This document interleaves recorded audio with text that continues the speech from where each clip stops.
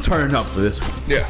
All right, because I wasn't here during BDE, and I heard you disrespecting the man again, Flannel Sam. He did. Killian Hayes, back-to-back threes in overtime against, I want to call them the Western Conference champions. Unfortunately, they weren't. But a damn good team with a healthy Luka Doncic. Healthy Luka Doncic. Luka Doncic who was playing well, by the way. He is playing very well. MVP caliber. But Killian said, until Killian bumped it. Killian locked him up in the third quarter, too. Clamped him up in the third quarter. Christ. Killian locked him up. How many points did he have? In the whole game, 35. He had 8 points in the second half, Sam. 35, 13 to 25, 17, 7 to 14 from 3. That's all. And he had 8 points in the second half because Killian Hayes clamped him up. Because Alex Burks was guarding him. Killian was like, give me this scrub. Come on, old head. Get out of here. Give me this dude. And for the record, just for the record, I am really, really glad. I'm really, really happy that Killian Hayes played such a great game. He did play a great game. He's had a good stretch lately. I obviously don't want Troy Weaver's first ever draft pick to be a bust. It's not a bust. I'm not saying he is yet, but he has been so far.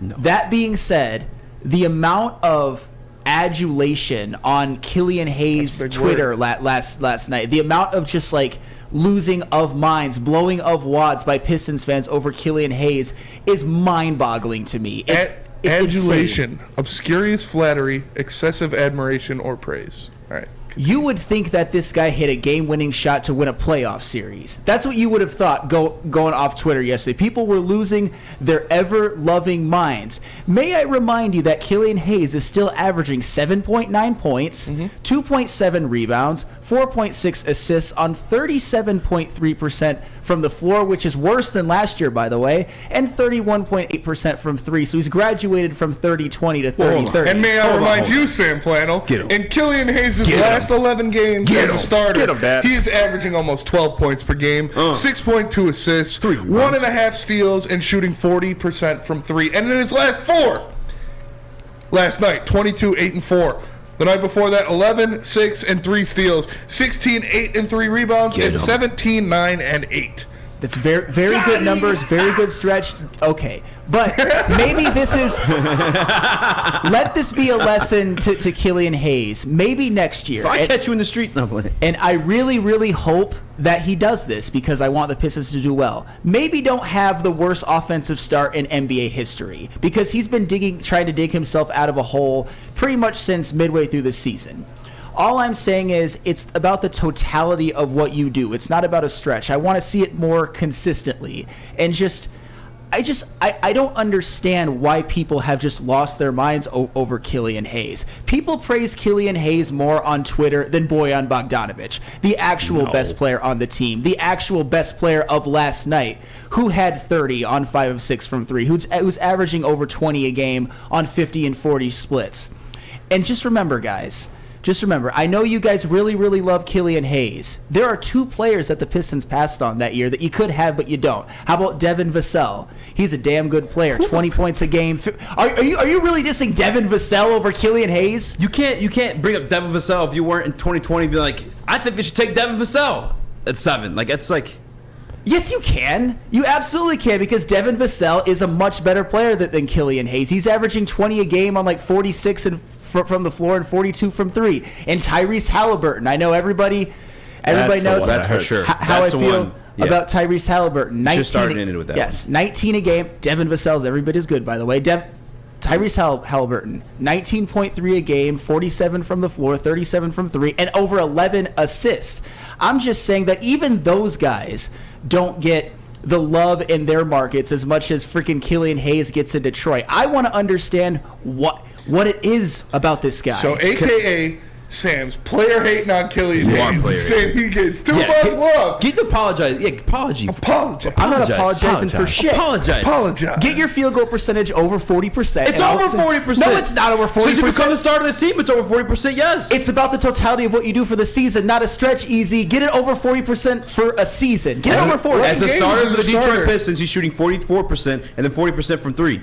Would you like your cookie in the form of chocolate chip, oatmeal, raisin, or peanut butter? I want snickerdoodle. Yeah. I just want you to apologize. Killian Hayes has been good lately. He's been very, very good in the last 4 games. I'm just saying that your expectations for him are obviously so low. Yes. The numbers he has put up in his career says that he is a bust, that he was a bad pick. And I just want people to have that perspective. I got a lot of people saying, like, I told you so, are you going to apologize?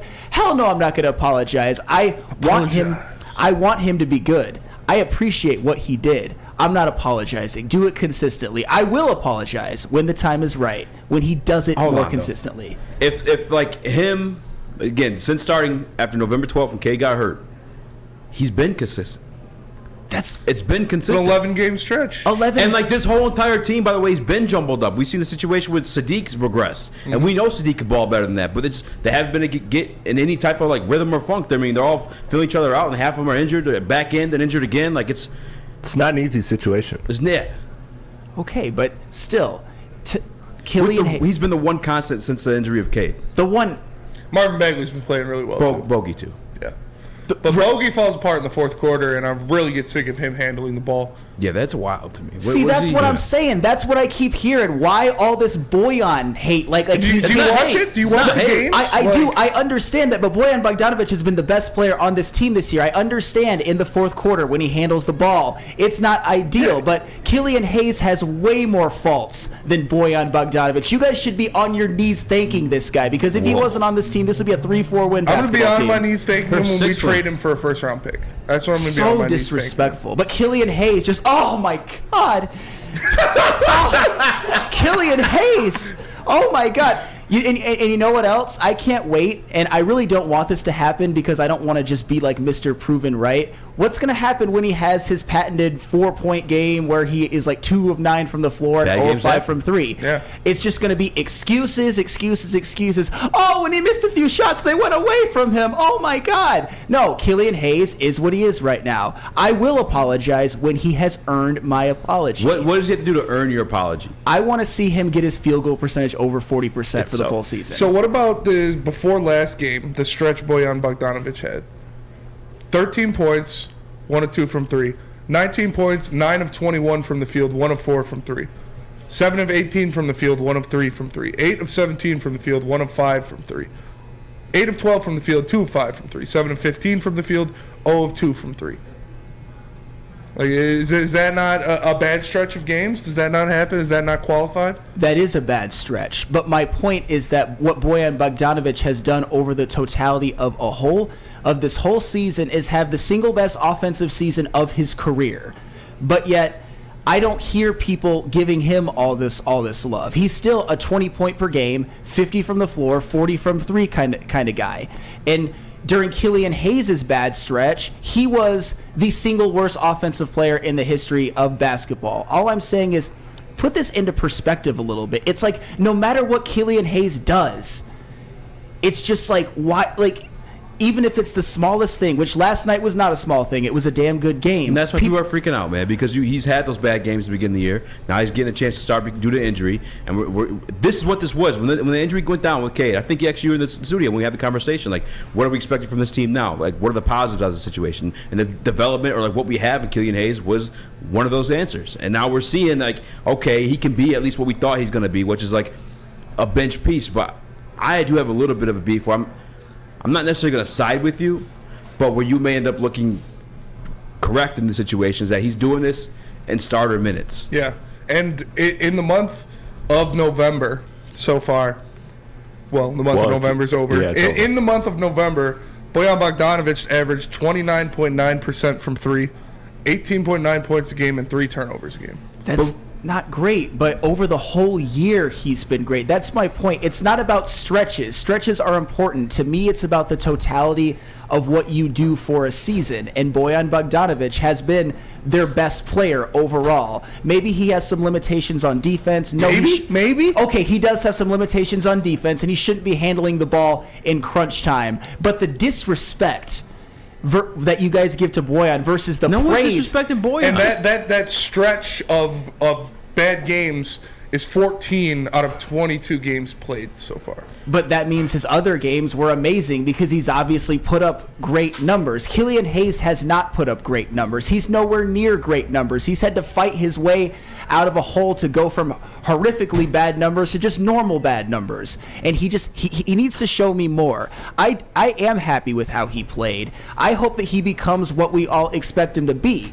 I just don't understand why all the adulation and love for just a stretch. He's been a bad basketball player his career with the Detroit Pistons. He's getting better, yes, but make him actually do something and earn it before you just like slobber over yourselves. Real quick before we go to break, I do want to ask this when we come back, and this has been my only concern. That's what I was trying to say before I so rudely interrupted Spencer. My only concern with this whole situation is these are starter minutes. I don't know if he's going to be able to like replicate this off the bench. Yeah. Because he's had 2 years now off the bench. He doesn't need to, yeah. He doesn't need to, but like he's playing like well offensively. He's over that 40% clip that Sam was talking about, right? Off the bench is not the case.